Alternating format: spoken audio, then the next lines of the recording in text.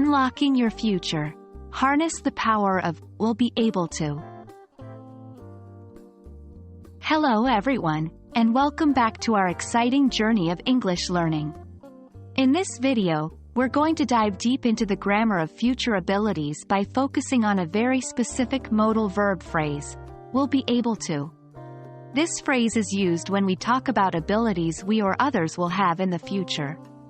By the end of this lesson, you'll be able to confidently use will be able to in your English conversations and writing. Before we jump into examples and exercises, let's understand what we mean by will be able to.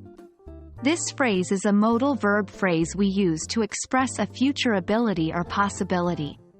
It's similar to can or could, but specifically points to the future. Here's a simple example. Next year, I will be able to drive. In this sentence, the speaker is expressing a future ability, the ability to drive next year. Now, let's look at how to form sentences using will be able to. The construction is quite straightforward. Subject plus will be able to plus base form of the verb. Example, she will be able to swim after she takes lessons. And don't forget, you can also use it in negative sentences. Subject plus will not, won't be able to plus base form of the verb.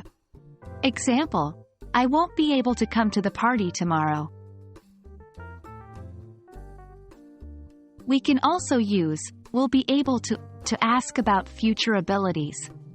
Here's how. Will plus subject plus be able to plus base form of the verb. Example, will you be able to finish the project by tomorrow?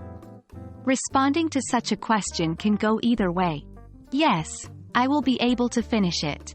No, I won't be able to finish it. Let's now practice what we've learned with a few more examples. 1. Next month, we will be able to start our new project. 2. Because of the storm, the fishermen won't be able to go out to sea. 3. After I graduate, I will be able to work full-time. Take some time to make your own sentences. Remember, practice is the key to mastering any new concept in language learning.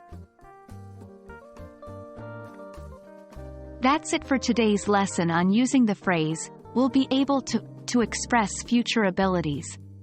With this tool in your English grammar toolkit, you're one step closer to becoming a proficient English speaker.